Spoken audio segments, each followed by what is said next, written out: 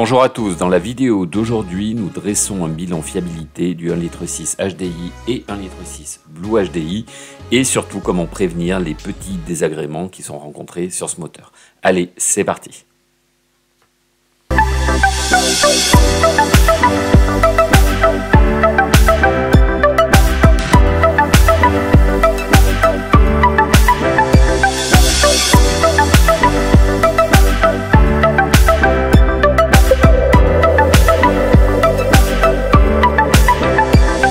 Alors ces vidéos ne sont absolument pas diffusées afin de dénigrer les moteurs HDI du groupe PSA. Ce sont des moteurs que j'aime beaucoup. J'en ai eu deux. J'ai eu deux 1,6 litre HDI. J'ai actuellement un 2 litres HDI. J'ai eu il y a très longtemps sur une 307 un 2 litres HDI 90. Ce sont des moteurs franchement que j'apprécie énormément, qui sont économiques, qui sont fiables, qui sont très agréables à l'usage. Mais il faut accentuer un certain nombre de points, notamment dans l'entretien, pour prévenir justement les problèmes, notamment de casse turbo, les différents problèmes, les joints aux injecteurs également, problème qui est très connu sur le 1,6 litre HDI. Donc je vais vous expliquer justement les origines de ces défaillances de fiabilité et surtout comment prévenir justement cette défaillance de fiabilité. En particulier, les premiers 1,6 litre HDI ont été vraiment très touchés par les casses de turbo. Ça a été une véritable hécatombe, notamment sur le 110 chevaux. Cette casse turbo n'est pas forcément liée à la fragilité de la pièce en elle-même, bien que la durée de vie du turbo est donnée environ pour 200 000 km par le constructeur, ce qui n'est pas extraordinaire. Mais vous pouvez vraiment rallonger la durée de vie de ce turbo en augmentant l'entretien et notamment en diminuant l'espacement des vidanges. Et puis également en mettant une huile bien sûr d'excellente qualité. Les moteurs qui sont de nouvelle génération, ça a pu être le 1,4 litre et le 1,6 litre HDI qui ont été commercialisés à partir de 2014, souffrent d'un problème d'encrassement du circuit d'huile et le premier élément mécanique qui va subir les conséquences de cet encrassement du circuit d'huile, c'est le turbo. Alors le premier point sur lequel je voudrais axer ma présentation, c'est notamment les problèmes de casse de turbo. Alors la rupture du turbo, elle est le plus souvent due à un manque de lubrification de celui-ci, puisque l'axe du turbo ne repose pas sur des paliers, mais sur un coussin d'huile moteur qui est envoyé sous pression par la pompe à huile. Et l'axe tournant à des vitesses extrêmement élevées, aux alentours de 200 000 tours par minute, tout manque d'huile va bien évidemment le détériorer très rapidement. Et la cause du manque de lubrification n'est pas forcément due à un mauvais niveau d'huile moteur, même s'il est probable qu'un niveau d'huile bas va peut-être entraîner un défaut de lubrification, mais c'est surtout un ensemble de défauts d'entretien, voire de conception.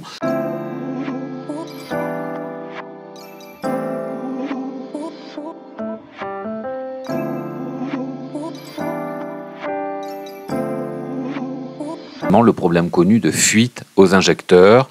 Les injecteurs ont tendance à se desserrer et ça va entraîner également un certain nombre de problèmes de pollution du circuit d'huile. Lorsqu'un injecteur fuit, on peut voir en particulier une sorte de mélasse noirâtre. Vous allez trouver notamment comme du sucre brûlé tout autour de l'injecteur et cette mélasse, elle se forme dans le puits d'injecteur avant de ressortir. Le problème, c'est qu'elle contamine le circuit d'huile moteur et elle va se déposer un petit peu partout, un peu à l'image finalement du cholestérol que l'on peut trouver dans les artères d'un individu. Le filtre de la crépine du carter d'huile et le filtre tamis du boulon banjo sur l'arrivée d'huile du turbo sont les deux éléments les plus sensibles à cette pollution. La vanne EGR peut être également très impliquée dans cette pollution du circuit d'huile moteur et devra être contrôlée, surtout si le circuit d'huile est très colmaté alors qu'il n'y a pas de fuite aux injecteurs.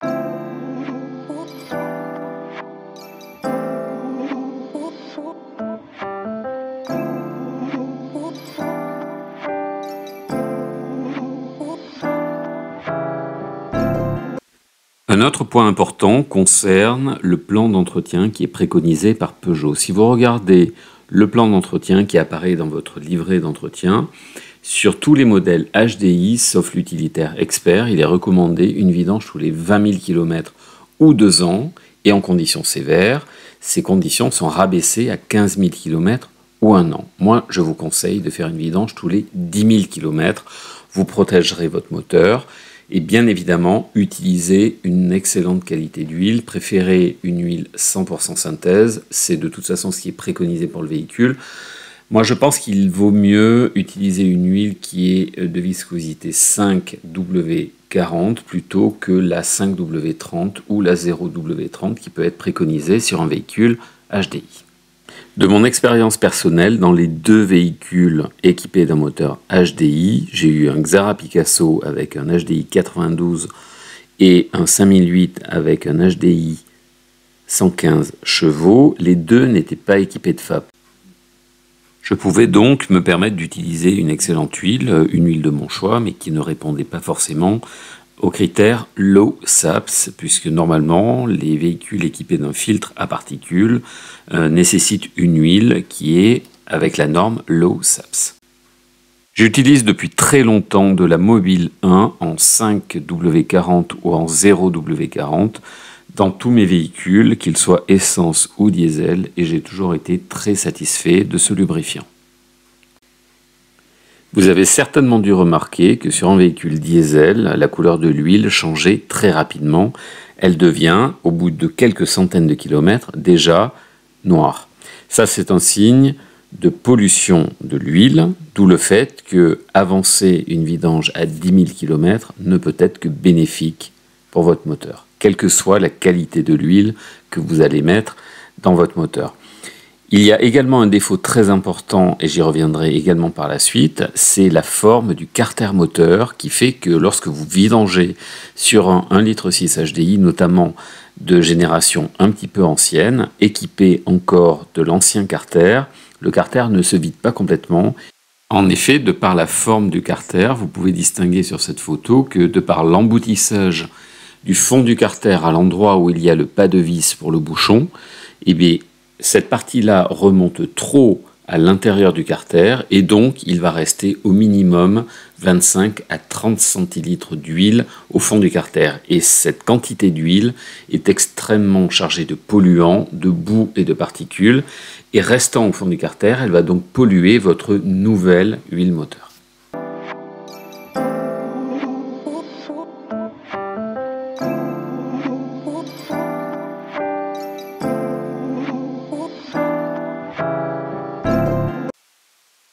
Le carter d'origine du 1,6 litre HDI est très mal conçu puisqu'au moment de la vidange, il va toujours garder environ 40 centilitres d'huile qui va donc polluer votre nouvelle huile moteur.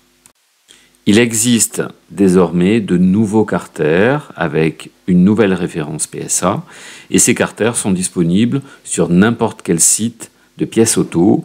Vous pouvez également les trouver sur Amazon. Il est aussi important de notifier que sur l'ancien carter, le volume d'huile était de 3,3 litres et la jauge de niveau d'huile était de couleur jaune. Sur le nouveau carter, le volume d'huile est de 3,9 litres et la nouvelle jauge est de couleur orange, ce qui vous permet notamment de différencier si vous avez l'ancien carter ou le nouveau carter. Il existe également des kits disponibles en pièces détachées sur différents sites de pièces auto qui comprennent le carter, le tuyau métallique de lubrification du turbo, les différents vis banjo, celles qui peuvent effectivement se boucher avec notamment la pollution de l'huile et les résidus de l'huile, et puis également ces kits contiennent une nouvelle crépine d'aspiration d'huile, et puis différents types de joints, un filtre à huile, et puis également une pâte d'étanchéité.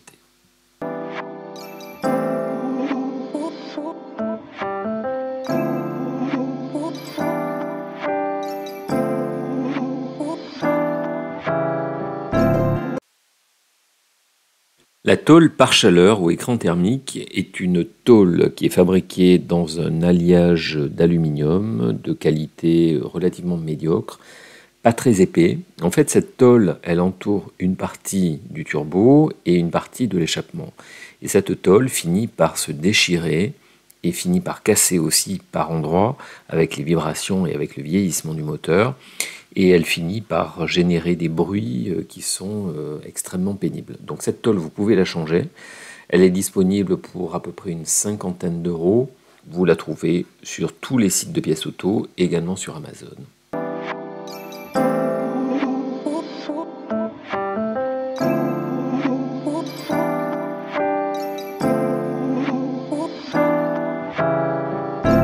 L'ensemble des pièces d'admission d'air au turbo, que ce soit la boîte à air qui est fixée par des petits plots en plastique et des cylindres blocs, ainsi que les différentes conduites d'admission d'air au turbo, toutes ces conduites plastiques sont emboîtées les unes dans les autres par le biais de petits ergots en plastique qui, entre la chaleur du moteur et les vibrations, finissent par s'user, voire se casser.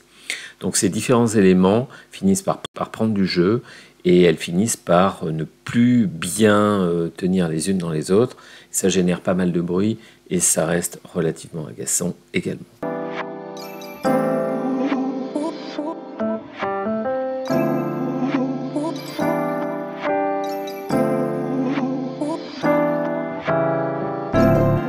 Faisant suite au 1,6 L HDI, le 1,6 L Blue HDI intègre donc une solution visant à réduire les NOx, c'est-à-dire les oxydes d'azote, à savoir l'injection d'urée et d'ammoniac par le biais d'un dispositif appelé AdBlue.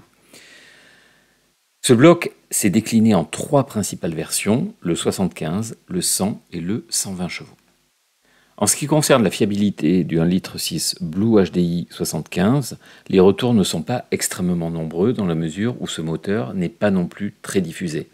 Mais ils mettent déjà en évidence quelques faiblesses côté injection et turbo, sans oublier le fameux dispositif AdBlue qui peut poser plusieurs problèmes, à la fois de réservoir, d'injecteur ou encore de sonde de niveau. Le 1,6 L Blue HDI de 100 chevaux, hormis quelques problèmes d'AdBlue et quelques sondes, qui peuvent également être défaillantes, cette version du 1,6 L Blue HDI se révèle très fiable dans le temps, à condition que l'entretien ait été fait en temps et en heure, vous pouvez acheter quasiment les yeux fermés. Le 1,6 L Blue HDI de 120 chevaux est bien évidemment, dans la mesure où c'est le plus puissant, c'est le plus agréable à conduire. Sa fiabilité est très similaire à celle du 100 chevaux, à savoir qu'elle est bonne. Ce bloc a atteint une très belle maturité et maintenant, hormis essentiellement toujours les problèmes d'AdBlue qui sont récurrents, persistent quelques problèmes d'embrayage et d'injection, mais aussi quelques soucis de sonde et capteur. Mais globalement, sa fiabilité est très bonne.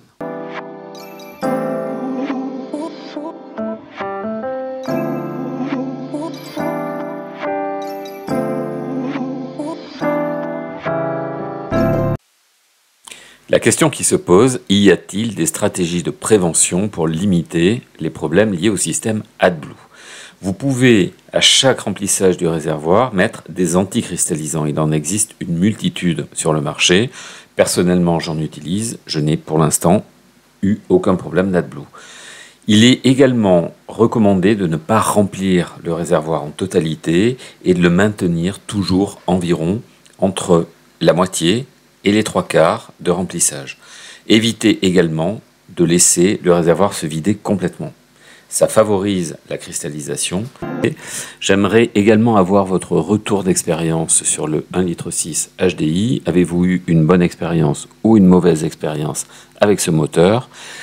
Je pense, pour l'avoir eu en 2 modèles, un 92 chevaux et un 115 chevaux, j'ai toujours eu une excellente expérience avec le 1,6 L HDI.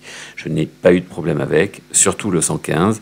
Avec le 92 chevaux qui équipait un Xara Picasso, j'ai simplement eu le desserrage des injecteurs et j'ai dû changer également les joints d'injecteurs par prévention. Je l'ai fait moi-même, mais sinon je n'ai eu aucun autre problème avec ce moteur. Et ça m'est arrivé à près de 200 000 km. Je l'ai ensuite vendu, donc je suppose qu'il a continué à faire également des kilomètres. Je n'ai pas de nouvelles, mais en tout cas, moi personnellement, j'apprécie ce moteur. Je pense qu'il faut réduire l'espacement des vidanges en faisant une vidange tous les 10 000 voire 15 000 km et surtout employer une excellente qualité d'huile. Ne surtout pas lésiner sur la qualité de l'huile employée. Moi j'ai toujours mis une 5W40 en 100% synthèse et je n'ai jamais rencontré de problème de turbo. Et également à chaque vidange qui était faite tous les 10 000 km, je changeais systématiquement le filtre à huile. Voilà, je pense que c'est du bon sens. Il y a un certain nombre de règles à respecter Et si vous respectez ces règles, le 1,6 litre HDI pourra vous emmener sur de très nombreux kilomètres et en toute quiétude. Voilà, cette vidéo est maintenant terminée. J'espère qu'elle vous aura plu et qu'elle vous servira. Surtout, n'oubliez pas de liker, de partager, de vous abonner à la chaîne si vous ne l'êtes pas encore. C'est très important pour la pérennité, la vision de la chaîne et pour son avenir. Et moi, je vous dis à très bientôt pour une nouvelle vidéo. Ciao!